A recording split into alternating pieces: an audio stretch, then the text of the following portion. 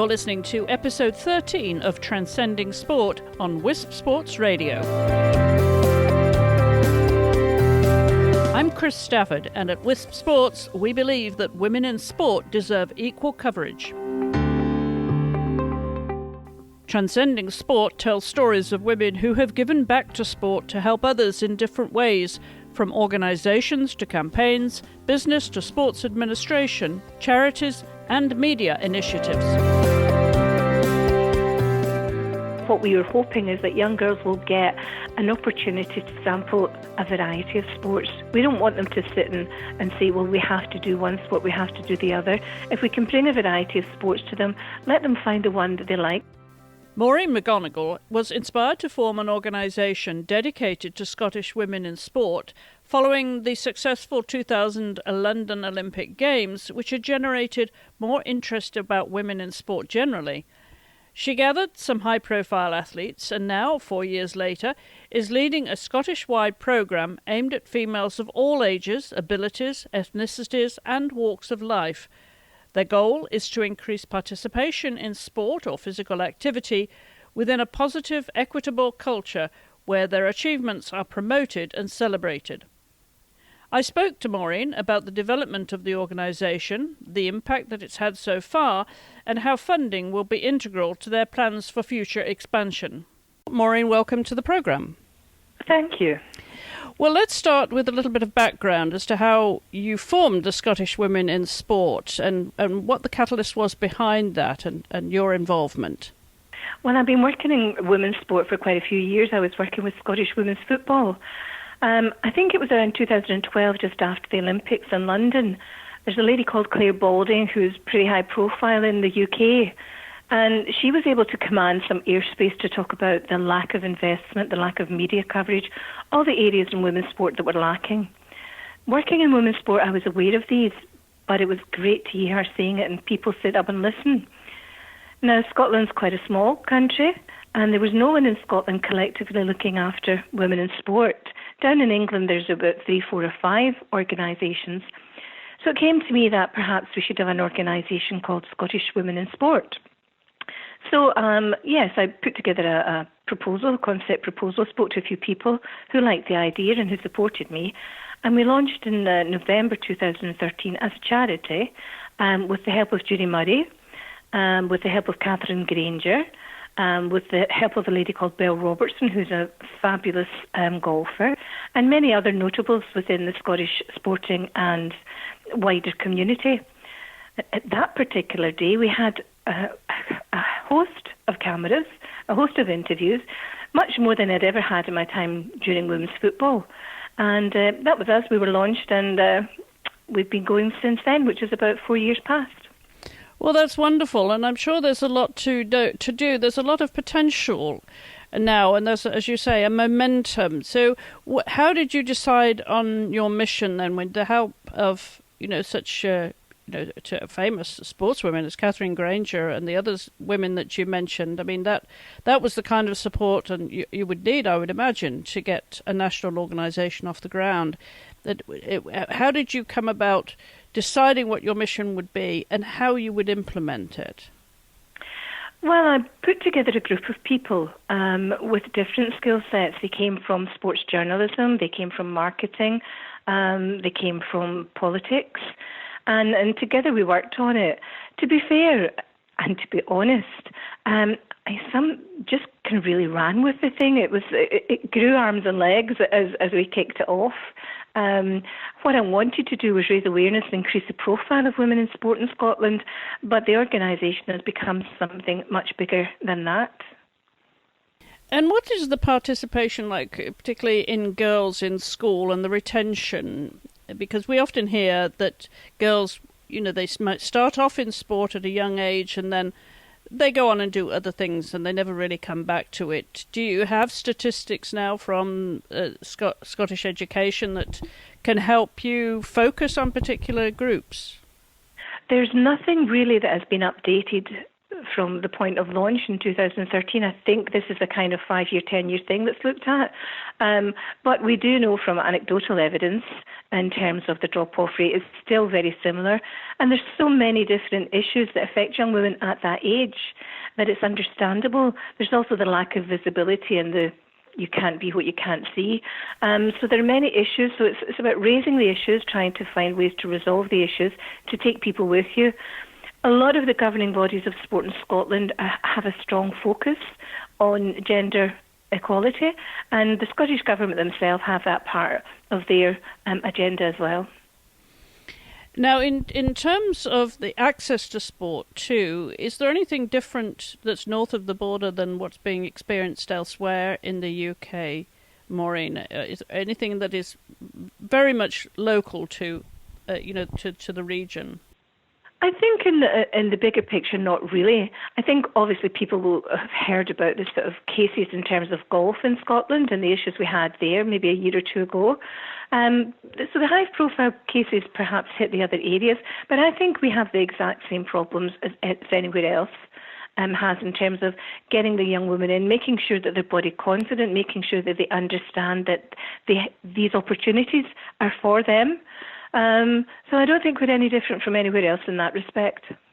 Now, what about access and equal access in the school system, either the primary school or secondary level? Again, it's a theory. Let's say it's a theory. Whether it happens in practice, I'm not sure. My local primary school had asked me to go out and visit them recently because they want to have a push on young girls in sport, and they're putting a programme together this year to try and encourage them. So primary is from age 11 under. And just recently I was visiting one of our girls-only schools in Glasgow, Notre Dame High School, and it was the first year and the third year, so maybe about 12 and 15. And they'd been involved in one of the projects I'm running, which was Girls Do Squash. So they had come through this opportunity to try squash. So it's about young girls realising, A, they've got the same opportunity, B, they don't have to choose whether they want to be sports or something else, that sports, they can be sport as well as. So it's letting them know this, getting that message out and encouraging them to come and have some fun. Well, you mentioned there about Girls Do. There's a number of initiatives there. Girls Do tennis, roller derby, hockey, squash, as you mentioned, boxing, sailing, basketball, all kinds of different sports. Now, what's the story behind that campaign, Maureen? Well, I'm just so glad that you reeled off the sports because there's 9 of them, and I struggle at times. It's a bit like naming the 7 dwarfs.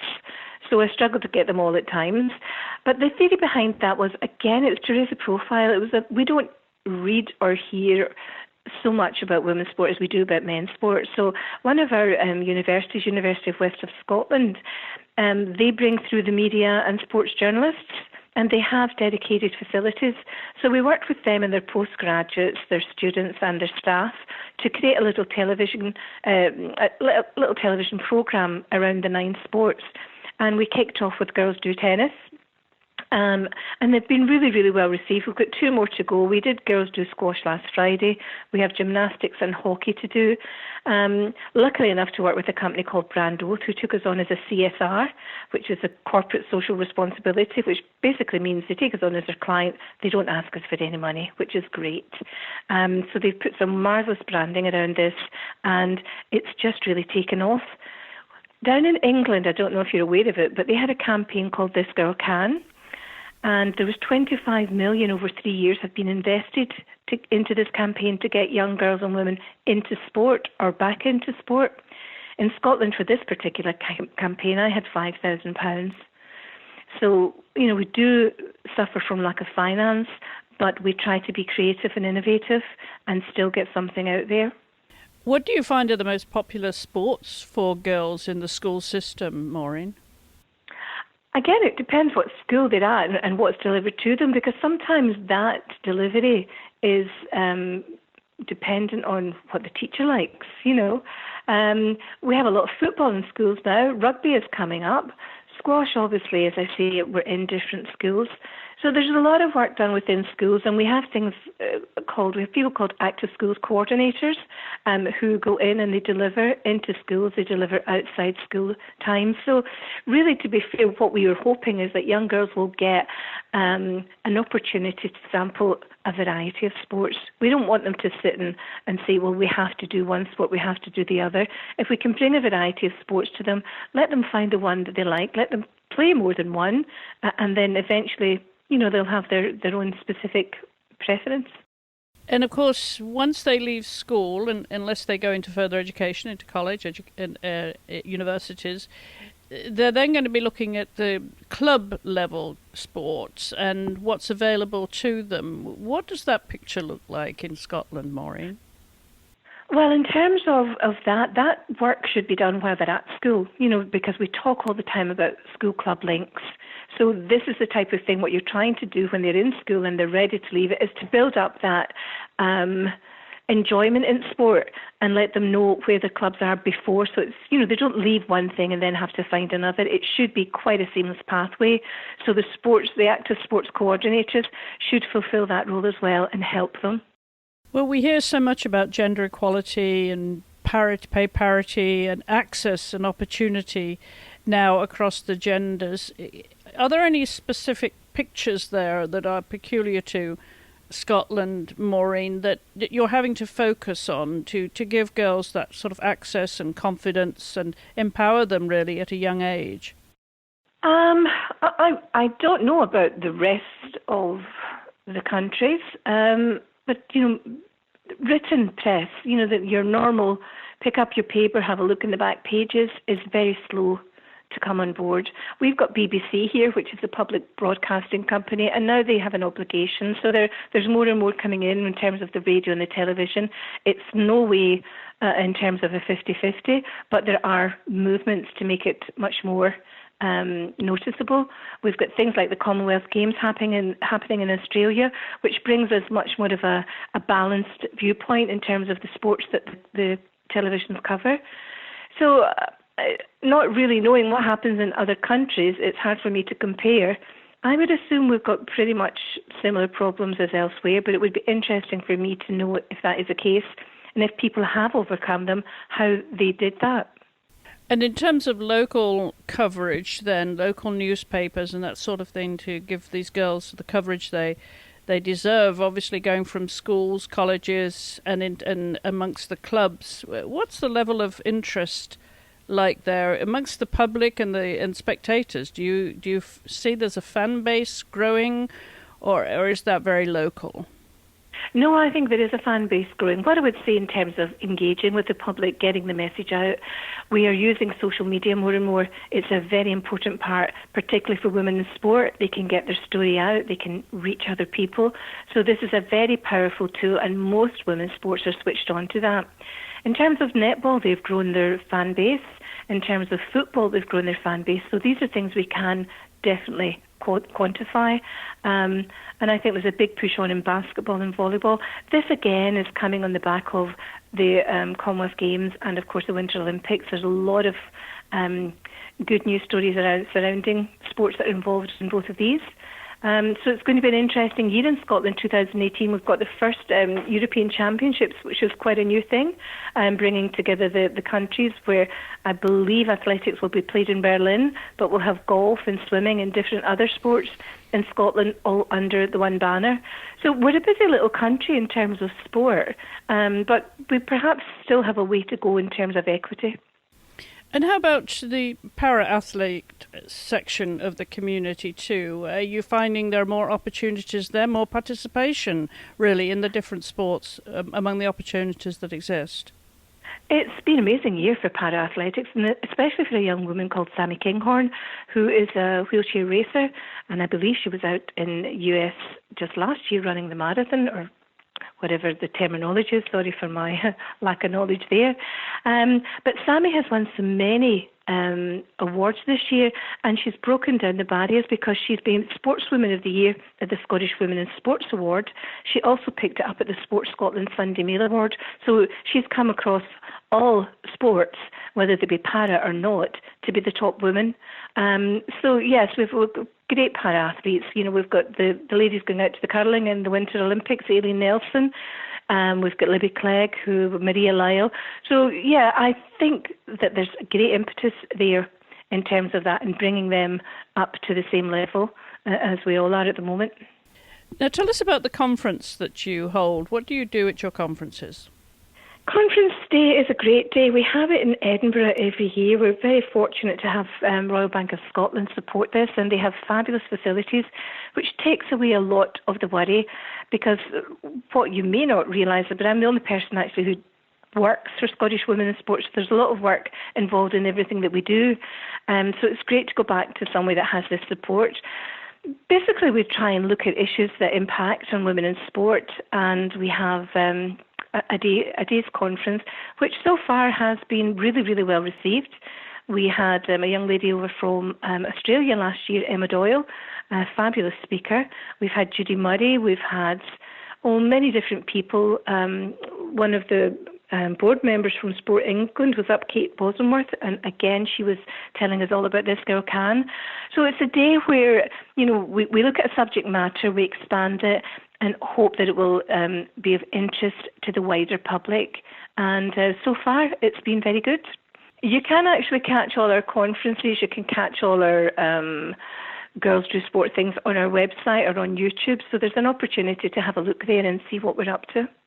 And what are your goals then in the short and long term, Maureen, for Scottish women in sport? I think the goal short term must be to get some finance into the organisation. We're struggling at the moment. It's a case of, you know, we've got this awareness now and people are wanting our support, but the more support they want, the more it costs to do it. So I think what we have to do is make sure that we get some finance in. And I had a meeting today to look at crowdfunding. I think that might be an area that we can get into and maybe get some money in. I think long term what we want to do is to be able to work with the government and Sport Scotland to ensure that we've got this gender equity, to look at how we as an organisation, Scottish Women in Sport, can support their programmes, can bring impact and awareness around them and basically and work together. So I think that's a long term view, and the long term view obviously is to be the go-to place for women in sport. Got an issue, got a problem, want to know the answer. Hopefully at some point we're going to be the organisation that can deliver that. So you don't have any financial support then from Scottish Government of any sort? No, we haven't had that at the moment, and the body who deals with the funding, Sport Scotland again. So there's a conversation for 2018 that has to be had to see if we can get some sort of support. So still work to be done then? Absolutely. Still a challenge out there. Absolutely. Well, it sounds like you're doing some sterling work up there in Scotland, Maureen, and obviously encouraging more girls to come into sport and to stay in sport and return at some point, even if they have to leave, but to come back and stay fit and active. Well, it's lovely to talk to you. Thank you very much indeed for coming on the programme and telling us all about the Scottish women in sport. The very best of luck to you. Thank you. And if you enjoyed this programme, there are a lot more conversations from the world of women's sports at Wisp Sports Radio on your podcast player, and on our website at wispsports.com, where you'll find articles, blogs, videos covering all sports for all women around the world. If you would like to join in our conversations about women's sports, please drop us a line to info@wispsports.com. And you can also join in the conversation on our social media pages. Join us on Facebook and leave your comments, questions or suggestions. We know that there are a lot of podcasts for you to tune into, so we really appreciate you downloading Wisp Sports Radio and supporting women in sport. And to play us out, we're going to hear the Scottish women's anthem, Girl, Daughter of Scotland, written and performed by Sharon Martin. We've marched 1,000 miles, fought hard for our rights. Through history we've played our hand, the great woman of this land.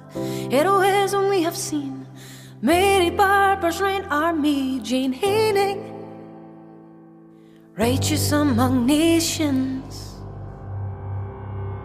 'Cause we are doctors, lawyers, mothers, footballers, first minister, poet laureate, we're on the move, and I'm telling you, the glass ceiling's going, we're coming through.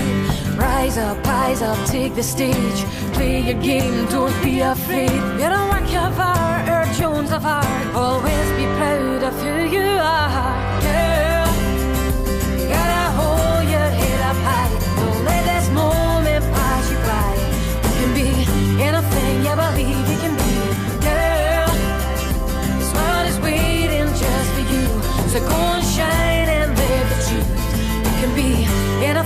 believe you can be. So let's boldly build new roads, sports stars and role models. 3 silvers made Olympic gold. Catherine's legacy we'll follow. It's up to all of us. Stand up for what we love. Feminism is an energy of heart and soul, humility. So husbands, fathers, sons and brothers united, we'll fight for each other. No country is more fitting to inspire the world we live in. We may penicillin, television, steam engines, educated thinking. So what's equality to the pioneers of history? Girl, you gotta hold your head up high. Don't let this moment pass you by. You can be anything you believe you can be. Girl, this world is waiting just for you. So go and shine and live the truth. You can be anything you believe you can be. Anything you believe you can be.